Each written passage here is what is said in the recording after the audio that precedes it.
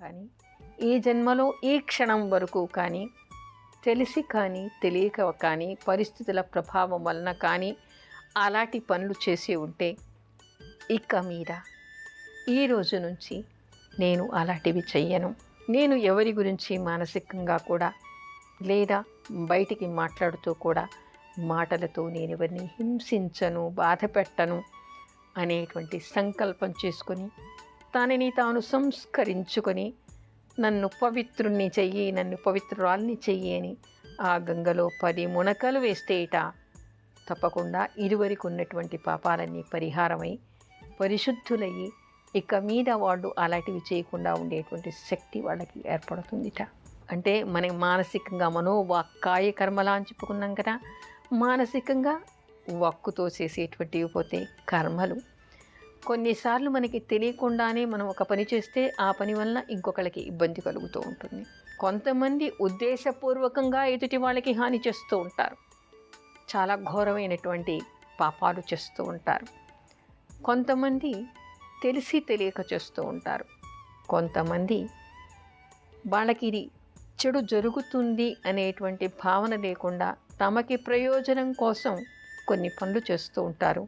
దానివలన ఇతరులకి కొంతమందికి వేదన, అవమానాలు కలుగుతూ ఉంటాయి, నష్టాలు, కష్టాలు కలుగుతూ ఉంటాయి. మరికొన్నిసార్లు మనకి తెలియకుండానే మనం చేసేటువంటి పనుల వలన ఎదుటివాడికి కఠినమైనటువంటి ఇబ్బందులు కలుగుతూ ఉంటాయి. అది ఉద్దేశపూర్వకంగా కానీ తెలియకుండా కానీ పొరపాటు వలన కానీ పరిస్థితుల వలన కానీ ప్రతి మనిషితో ఎప్పుడో ఒకప్పుడు కొంత ఎదుటి వాళ్ళకి ఇబ్బంది కలిగి ఉండవచ్చు.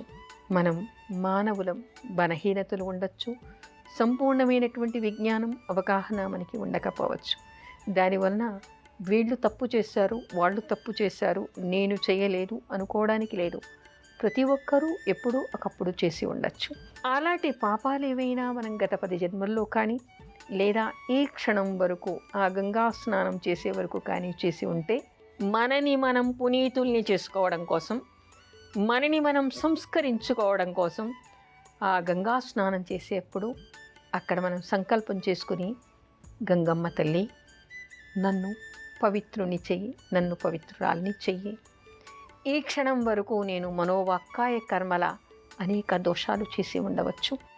ఇక నుంచి అలాంటివి చేయకుండా ఉండేటువంటి శక్తిని, అలాంటి ప్రేరణని నాకు కల్పిస్తూ నన్ను పవిత్రురాల్ని చెయ్యి, నన్ను పవిత్రుణ్ణి చెయ్యి అని సంకల్పం చేసుకుని ఆ గంగలో 10 మునకలు వేస్తేట, ఆ గంగకి పూజ చేస్తేట, గంగా స్నానం చేసి గంగకి పూజ చేసి పరమేశ్వరుణ్ణి దర్శించటం వలన సకల పాపాల నుంచి పరిహారం జరుగుతుంది మనకి శాస్త్రం చెప్తోంది.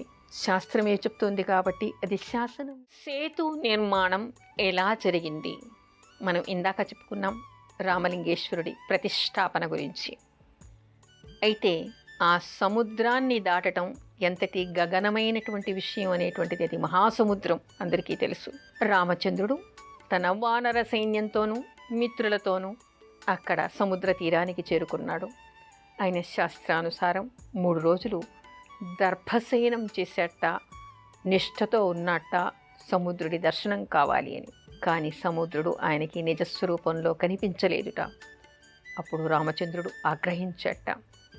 ఎంత గర్వంతో ఉన్నాడు ఈ సముద్రుడు! ఎవరైనా కూడా దీక్ష చేసినప్పుడు, తపస్సు చేసినప్పుడు తన నిజరూప దర్శనం ఇవ్వాలి.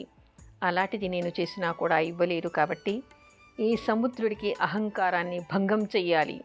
అహంకారంతో ఉన్నాడు ఇతను, అందుకని నేను ఇక్కడ రామబాణం వేస్తున్నాను అని లేచి నించుని తన బాణాన్ని ఎక్కుపెట్టేట. ఏమనుకుంటున్నావు నువ్వు ఇంత అహంకారంతో ఉన్నావు. నేను ఒక్క బాణాన్ని వేసి నీలో ఉండేటువంటి నీరు మొత్తాన్ని కూడా పాతాళంలోకి ఇంకించి ఇసుక మీద నా సైన్యాన్ని మొత్తాన్ని నడిపించి ఆవలి ఒడ్డుకు నేను చేరగలను.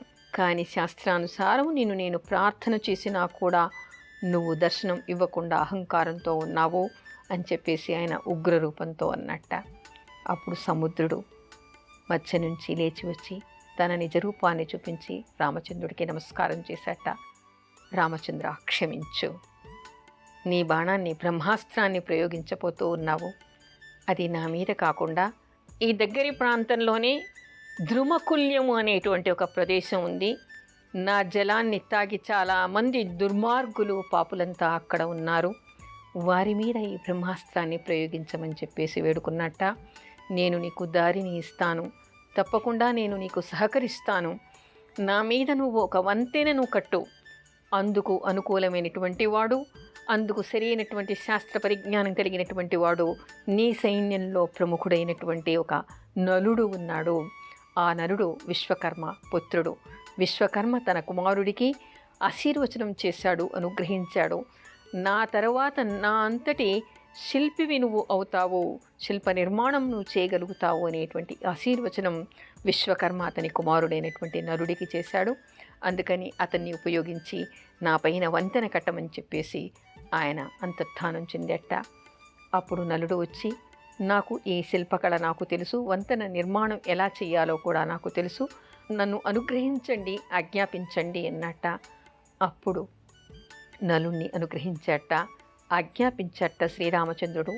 నలుడు మిగతా వానర సైన్యం, ఇక్కడ లక్షల కొలది వానర సైన్యం ఉన్నారు అనేటువంటి విషయం మనకి ఇక్కడ రామాయణంలో కనపడుతోంది. లక్షల కొద్దీ ఉన్నటువంటి వానర సైన్యం యొక్క సహాయం తీసుకొని పెద్ద పెద్ద కొండలు, మనకి సినిమాల్లో టీవీ సీరియల్స్లో చూపించినట్టు చిన్న రాయి తీసుకుని రామ అని రాసి నీటి మీద పారితే పైన తేలింది అనేటువంటి విషయం కాదు. పెద్ద పెద్ద కొండల్ని కూడా వాళ్ళు తీసుకొచ్చి ఆ సముద్రంలో ఏ దారిలో అయితే వాళ్ళు వంతెన కట్టాలి అనుకున్నారో అక్కడంతా కూడా పెద్ద పెద్ద కొండల్ని వేశారుట, మద్ది చెట్లను వేశారుట. పెద్ద పెద్ద తాటి వృక్షాలని, తెల్ల మద్ది చెట్లని, వేప చెట్లని, దాడిమి వృక్షాలని, తర్వాత లతల్ని, తీగల్ని తీసుకొచ్చి, తర్వాత 100 యోజనాల వరకు పొడవు ఉన్నటువంటి దారాల్ని, గట్టి దారాల్ని తీసుకొచ్చి వాటిని పేని ఈ తాళ్ళన్నిటినీ కూడా కట్టి ఆ కొండల మీద వేసి వాళ్ళు ఒక 5 రోజుల్లో 10 యోజనాల వెడల్పు 100 యోజనాల పొడవు ఉన్నటువంటి సేతు నిర్మాణం చేశారట. అక్కడ సముద్రానికి సేతు బంధనం అంటారు దాన్ని, ఆ విధంగా బంధనం చేశారుట. తర్వాత అక్కడ ఉండేటువంటి అలాంటి రాళ్ళని పెద్ద పెద్దవి మోసుకురావడానికి కూడా తగినటువంటి సామాగ్రి వాళ్ళ దగ్గర ఈ సుగ్రీవుడి నుంచి వాళ్ళు తీసుకొచ్చారుట. ఆ సుగ్రీవుడి సహాయంతో అక్కడికి అలాంటి పరికరాలన్నీ కూడా వానరుల ద్వారా చేరాయన్నమాట. అలా సహాయం తీసుకొని సేతు నిర్మాణం చేశారు. ఒక్కొక్క రోజు కొన్ని యోజనాల కొద్దీ కూడా వాళ్ళు చేశారు.